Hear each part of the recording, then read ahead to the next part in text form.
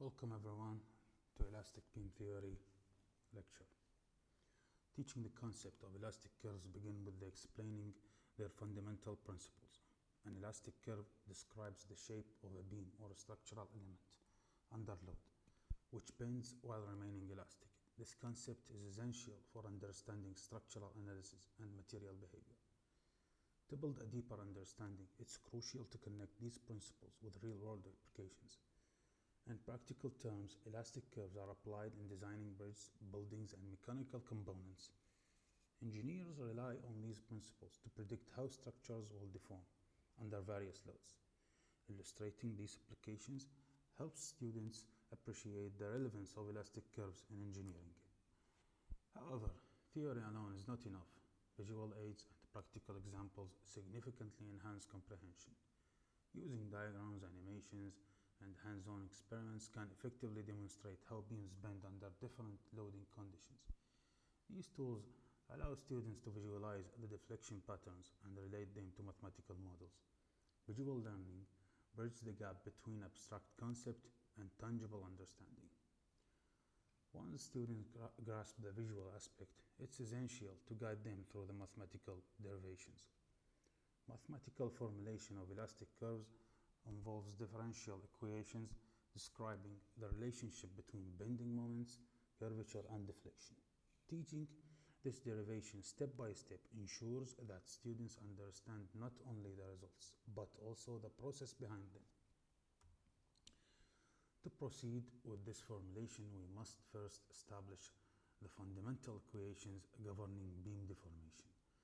Two differential equations will be developed relates the internal moment of a beam to the displacement and slope of its elastic curve.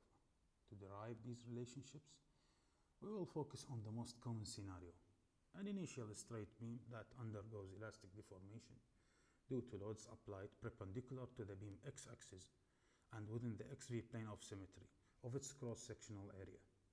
This loading results in beam deformation caused by both internal shear force and bending moments. However, if the beam's length is significantly greater than its depth, bending will primarily caused by deformation. To further understand how bending affects the beam, let's examine how the internal moment M deforms the beam element, as shown here in the figure. When this moment is applied, each cross-section remains plane, but the angle between them changes.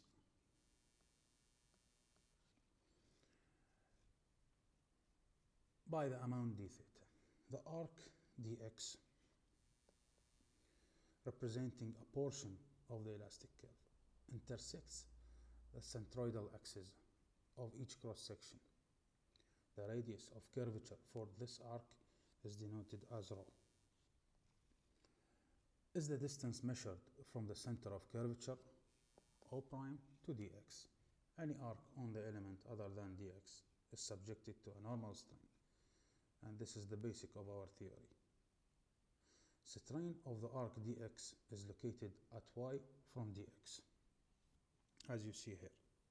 In the before deformation shape, we have a dx arc lies on the centroidal axis of the element, and above it, in a location of y, in a distance of y, we have the arc ds.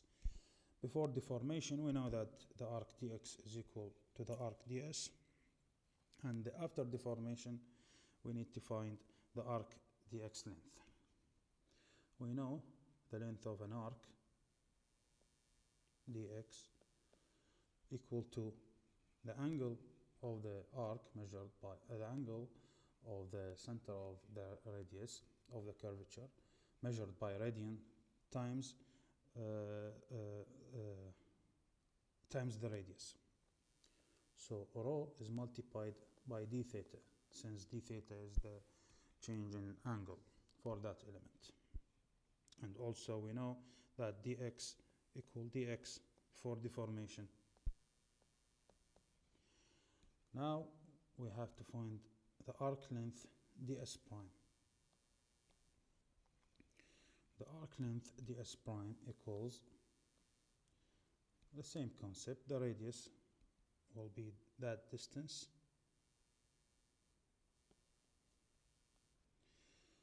which is rho minus y times d theta. Now we need to find the strain in the arc ds. We know that strain,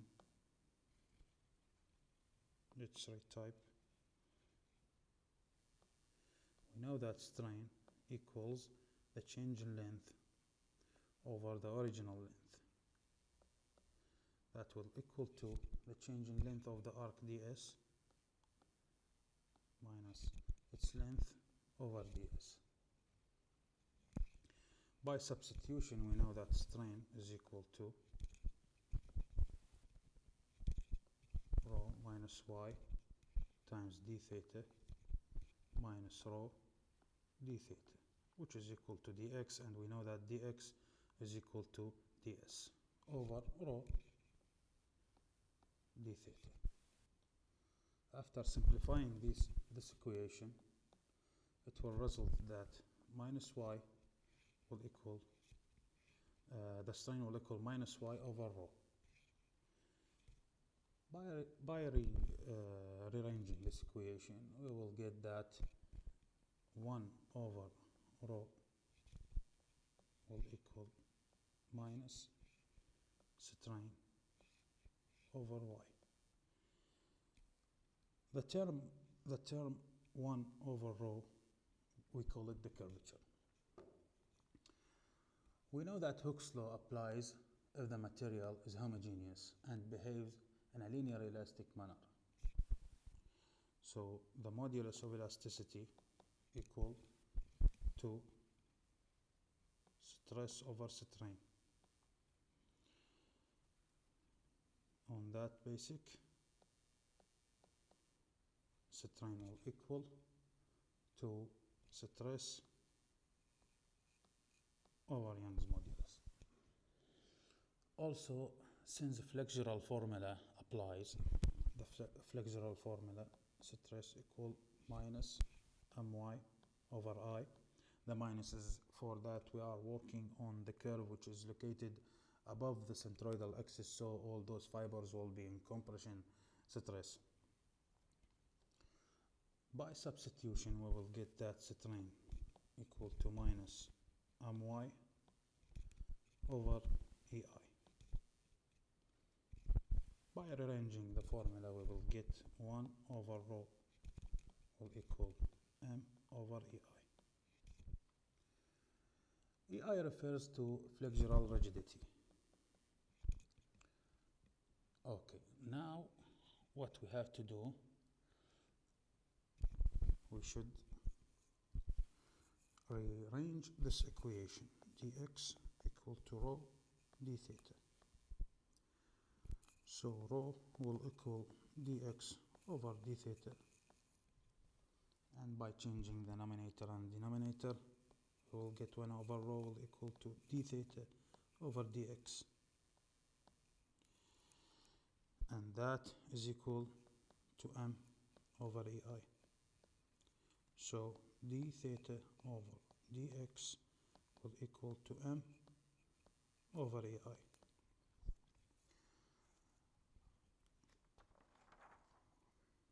Now we should derive the equation of curvature. This is an important phase of our tutorial. We know that tan theta is equal to dv over dx. Well, that comes from the tangent of this curve is tan theta. So if you magnify this element, the length of a small element on the arc, you can call it ds using the Pythagorean theorem. The rise here, we have it, the change in y, and here the change in x. But instead of y, we will use the notation v.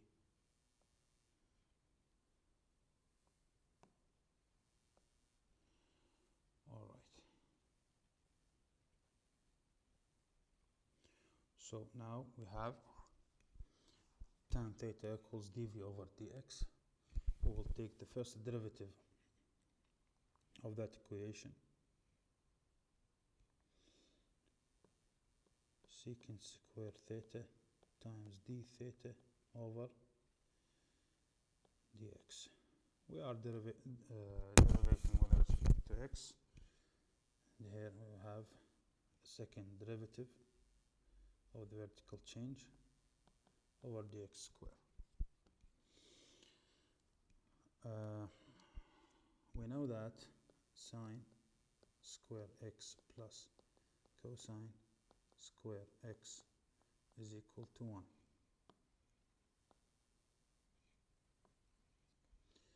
If we divide both sides by cosine square, we'll get tan square x plus 1 equal to secant square x. Now we can substitute that term. Instead of secant, we will get 1 plus tan square x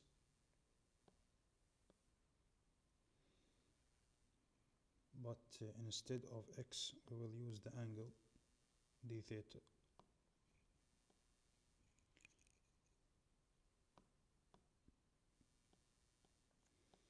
which equal, before that we missed d theta over dx, which equal to d square v over dx square. Now we know that tan theta can be written dy dv over dx squared d theta over dx equal d square v over dx square. Now d theta over dx will equal to d square v over dx square multiplied by 1 over 1 plus dv over dx square. Okay. The length of ds can be calculated by using the Pythagorean theorem. ds equal root of dx square plus dy square. We will divide the term under the root by dx square. We will get dx square 1 plus dv over dx square.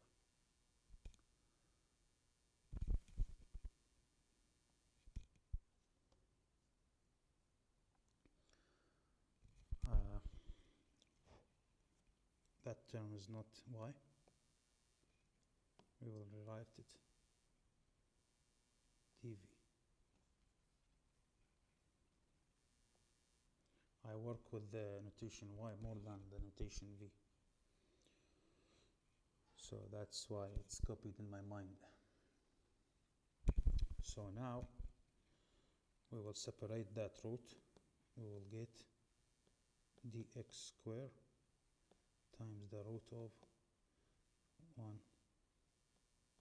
dv square over dx. We can rewrite it like that.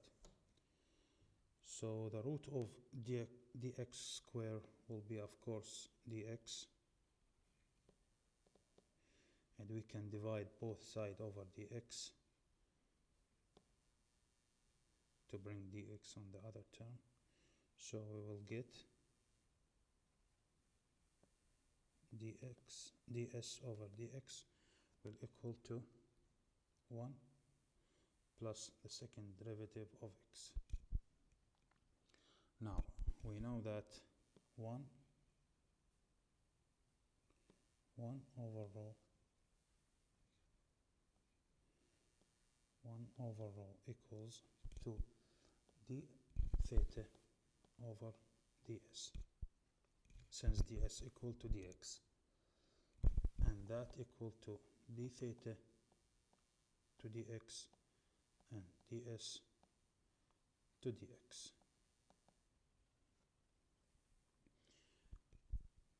By substituting d theta over dx, we will take that as equation number 1, and that equation will be number 2. We will substitute equation number 1 and 2 in equation number 3. We will get 1 over rho equals to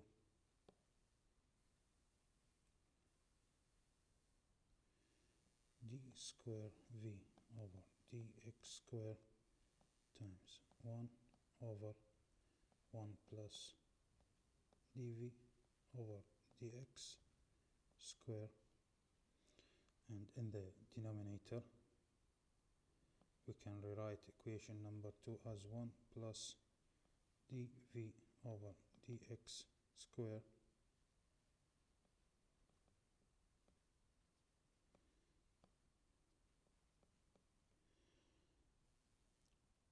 since 1 over rho equals m over ei.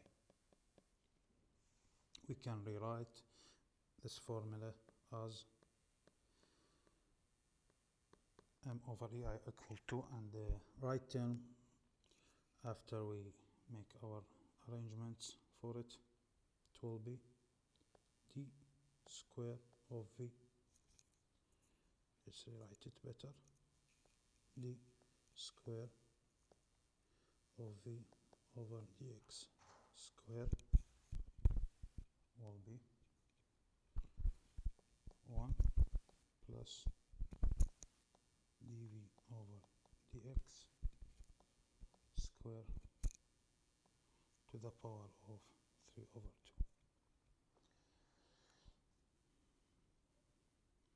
2. If we notice that term of ds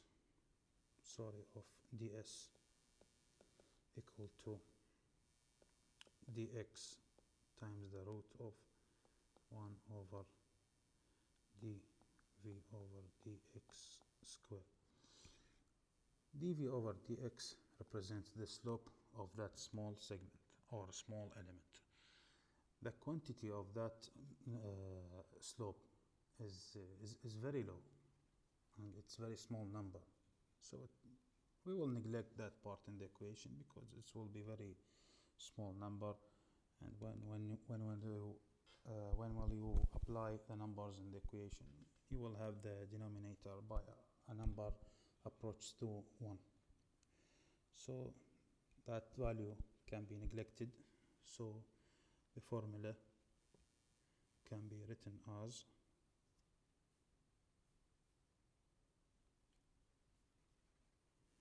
m over ei equals the second derivative of v over dx square. Now this is the formula of elastic curve theory. This equation represents a nonlinear second order differential equation. Its solution, v equal v of x, gives the exact shape of the elastic curve, assuming of course the elastic curve deflection occur only due to bending, in order to facilitate the solution of a greater number of problems. We will modify that equation by making an important simplifications. I talked about it, that simplifications for the denominator. Of course, we know the slope of the elastic curve is very small, so so we will neglect the denominator. We will use a small deflections theory and assume dv over dx equals 0. Consequently, its square will be negligible compared to the unity, and therefore the equation reduced to m over ai equal d square of v over d square. Thank you for your attention, and I hope this course was beneficial for everybody. And please put all your queries and questions in the comments, and I will be happy and glad to answer any questions or queries. See you on future lectures.